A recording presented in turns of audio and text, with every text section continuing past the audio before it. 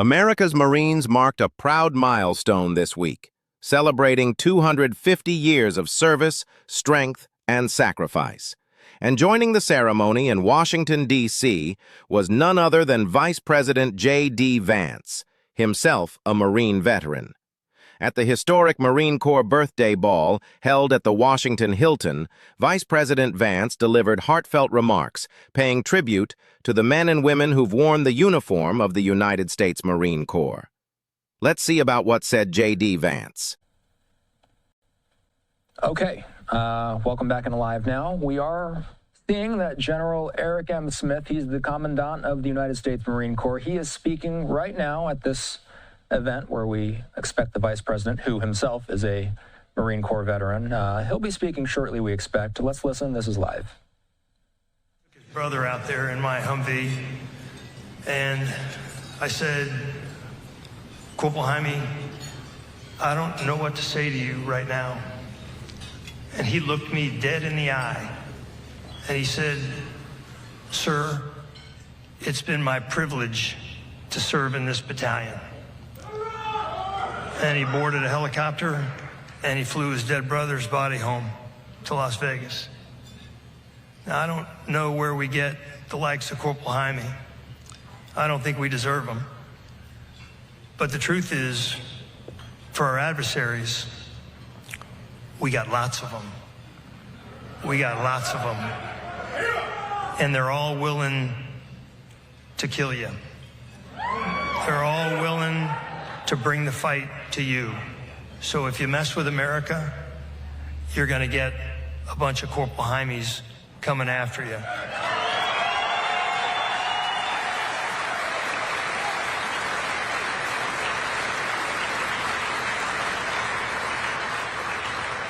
And again, I've committed the ultimate foul because I haven't said all of our VIPs tonight, but everyone here is a VIP. And so we have U.S. senators here tonight. We have distinguished visitors, distinguished guests. We've got too many to name. We've got the former ACMAC, now the Vice Chairman of the Joint Chiefs, Christopher Mo Mahoney.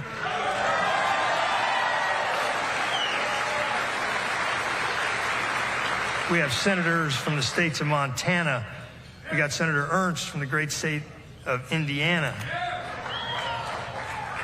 We've got the Honorable Stephen Daines. We've got the Honorable Dan Sullivan, U.S. Senator from the great state of Alaska and a veteran Marine himself. Again, the list goes on. We've got Ambassador Sean O'Neill, Ambassador Designate to Thailand. The Honorable Hung Cao, Undersecretary of the Navy. General Dave Berger, former Commandant of the Marine Corps.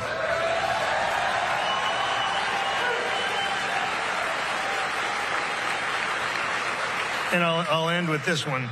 We got Sergeant Dakota Meyer, Medal of Honor recipient.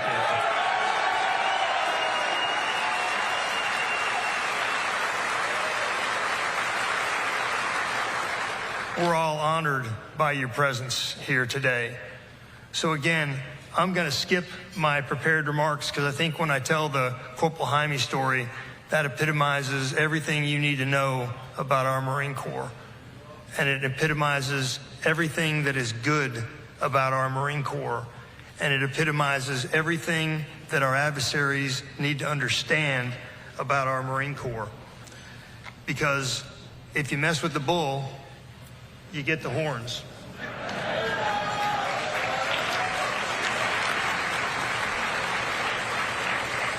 And there's a saying, again, that nobody likes to fight. Somebody has to know how. But Marines do know how, and they do like to fight. They do like to fight. So Marines, on this, your 250th birthday, I wish you a happy birthday. I wish you 250 more. And I hope that we don't have to deal with any more Corporal Jaimes. But I'm afraid that we're going to. And I'm going to depend upon all of you, the leaders of this Corps, to have the mental, moral, and physical courage to do what is required when the time comes. When the time comes to stick a bayonet in our adversary's chest, I'm going to depend upon you to do it. And I know you will. And I know you can. Because we've been doing it for 250 years, and we're going to keep doing it for another X thousand years, because there's no end in sight to this Marine Corps. It is the biggest, baddest, most war-fighting organization on the face of the planet. It is all about lethality. It's all about war fighting. That's all we do. That's who we are. That's what we do. We war fight. We're Marines. That's all we do. And so, ladies and gentlemen, I am going to get off the stage and I am going to simply introduce our guest of honor tonight, the Vice President of the United States, the Honorable JD Vance, a veteran Marine. Hoorah.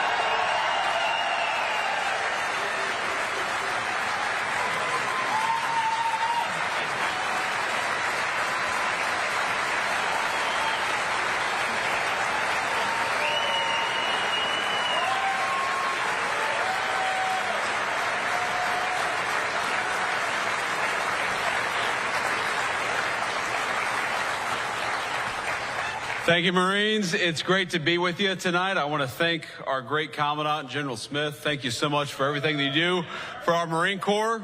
Let me ask you all, how we doing, Marines? That was pretty good. How we doing, Marines? That was better. That was better. Well, I figured I'd just stand up here and tell a lot of stories about the Marine Corps, because what else should we do when we're among friends on the 250th birthday of the United States Marine Corps than talk about the incredible stories that make our Corps great? And I'm so proud to be here. I'm so proud to be the first Vice President of the United States to have been a United States Marine.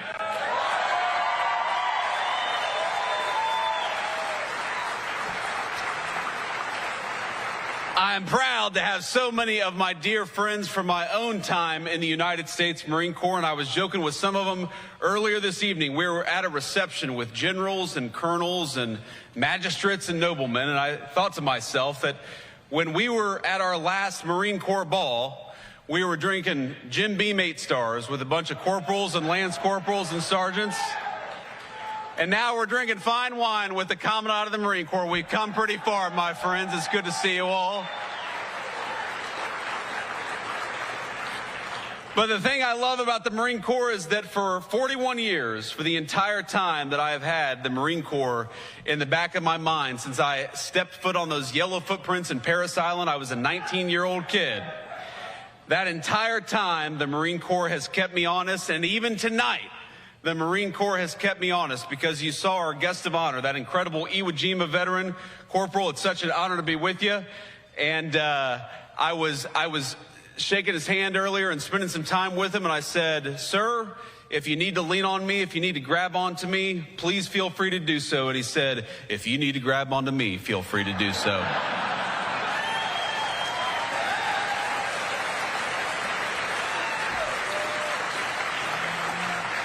And then I shook the hand of his fellow Iwo Jima veteran, because we have a corpsman here who served in Iwo Jima. And how much, Marines, do we love our corpsmen who keep us safe?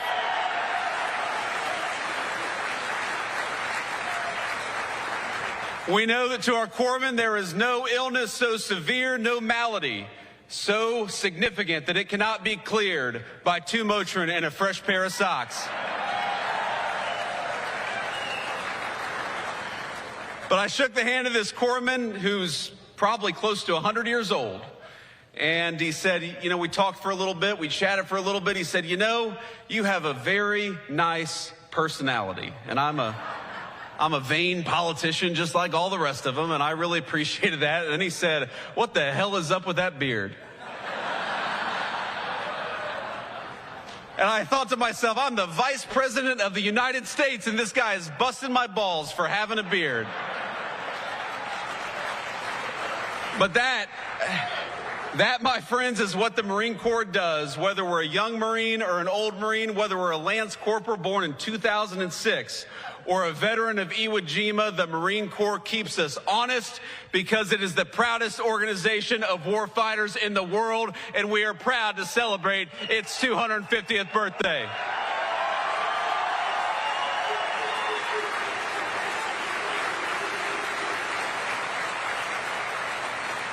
Now, I got this great big speech here. I could talk about Dan Daly. I could talk about Chesty Puller. I could talk about John Basilone. I could talk about all of the incredible Marines. I could talk about my friends, some of whom came home from Iraq or Afghanistan and a couple of whom didn't. We know that the reason why this organization is so special is fundamentally because we take the very best young Americans, we turn them into something even better, which is United States Marines, and we go and ask them, even when they're teenagers, even when they're not even old enough, some of them, to drink, we go and ask them to do the hardest thing in the world, which is to fight our nation's battles and to represent the United States all over the world in the proudest and most profound way possible. And I'm proud to tell you this evening that tonight, as we celebrate at the Commandant's Birthday Ball, from the young Marines to the old Marines, I, as your Vice President, am proud of you, and we're going to keep on winning America's wars for the next 250 years after this.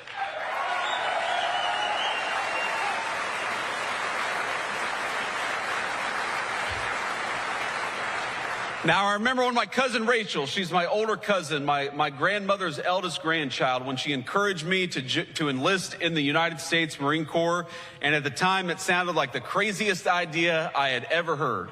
I couldn't run a mile, much less 3 miles, and I never thought to myself that I could join the military, but I'm telling you that the confidence the Marine Corps gave me, the trajectory that it set me on, has started, again, from those yellow footprints in Parris Island, led me directly from where I was then to where I stand today.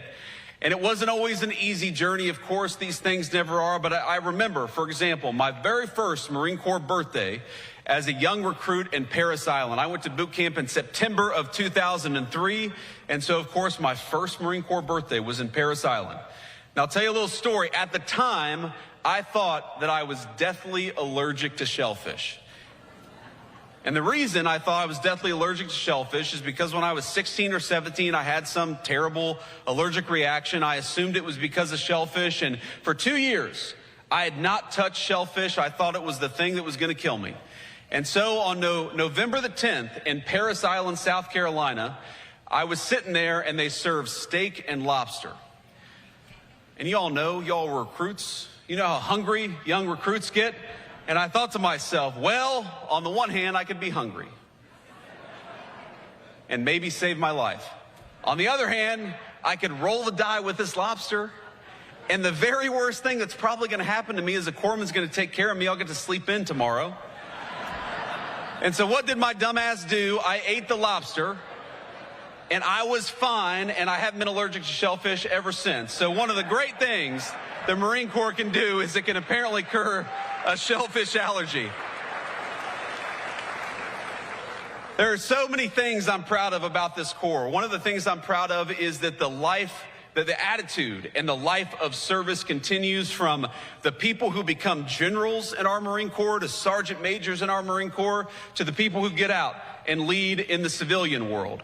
My dear friend Dave Warrington is here, the White House counsel. I'm going to embarrass Dave a little bit because though he's one of the most important people in our White House team, a brilliant lawyer, a very proud Marine, I didn't know until tonight that young David, his son, is a captain of Marines, and he's here with us tonight. So let's give it up for a family of service. There he is.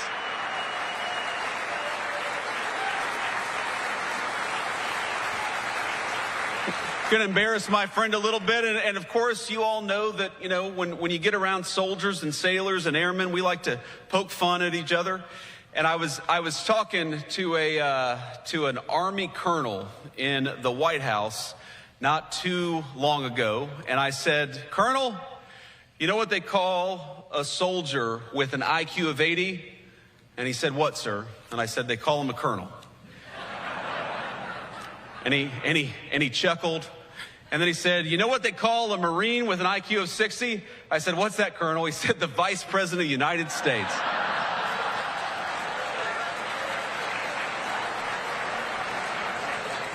And guess what, Colonel? I've got the last laugh because your ass is going to Siberia on diplomatic duty. So I hope you had your fun in the West Wing, but Unfortunately, I get the final say. That's one of the good things about this job. But let me just say, first of all, from our Department of War Secretary, Pete Hegseth, a great soldier, but a person I know who loves the Marines deeply, and of course from the President of the United States. They are proud of you. They know that the United States Marine Corps is the greatest weapon the political leadership of this country has. And when you hear this phrase, peace through strength, we are fighting for peace every single day in the White House, every single day in the Oval Office. We achieve peace because you, the Marine Corps, are our strength, and we won't forget it, and we never have. Thank you, Marines.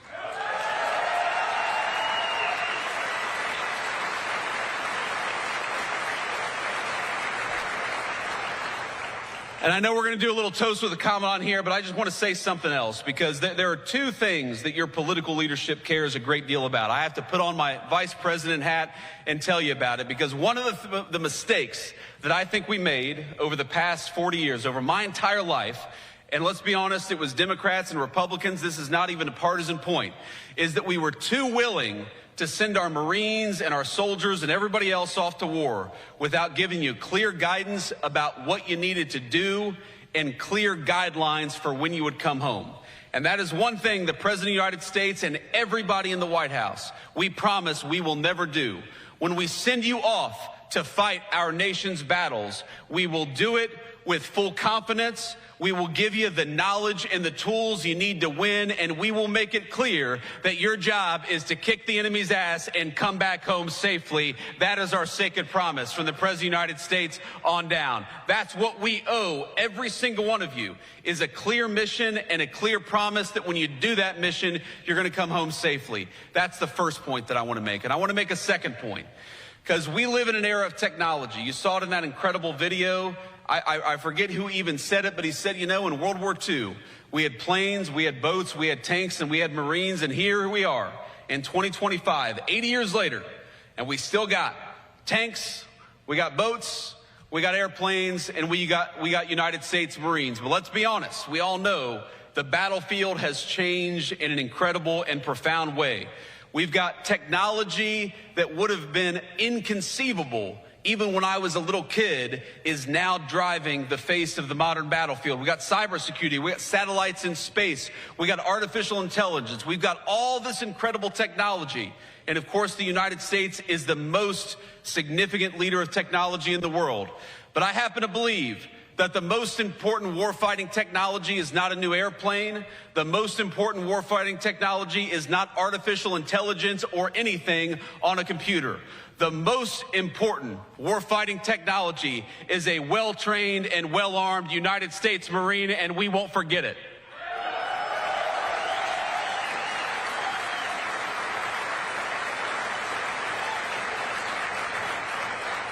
So let me say, Marines, at the age of 250, not a single one of you looks older than 249. You look pretty good out there. This is a good-looking crowd. But I just want to say that everything the Marine Corps has done for me, the Marine Corps gave me great training. It gave me a sense of purpose. It gave me lifelong friends that across the political spectrum, just in the table of people that were dear friends of mine during the United States, my own Marine Corps service. We've got radical leftists and radical right-wingers, and we're all dear friends because we all bleed the same Marine Corps green. The Marine Corps has done a lot for me. The Marine Corps has done more for me than I can possibly repay. But the thing that I promise, so long as I have the honor of being your vice president, is that I will continue to honor the United States Marine Corps. I will continue to remember that you are the most profound warfighting technology that exists on the planet Earth. And I will fight every single day on this 250th birthday of the United States Marines to make sure that the next 250 years is just as damn proud as the first 250. Happy birthday, Marines. It's an honor to be with you.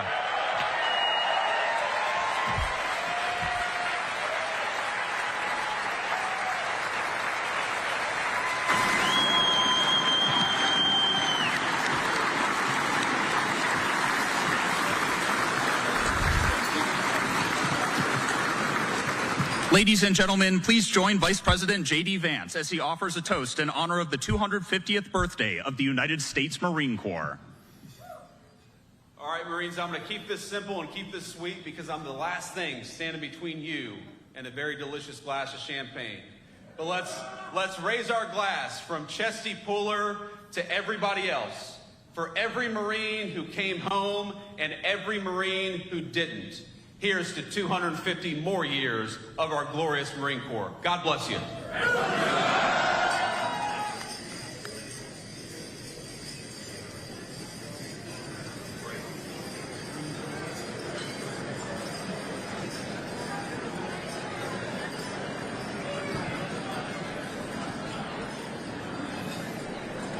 Okay, so you guys know that our MO at Live Now is to take these things live and uninterrupted. We wanted to make sure we brought you the entirety of the Vice President's appearance.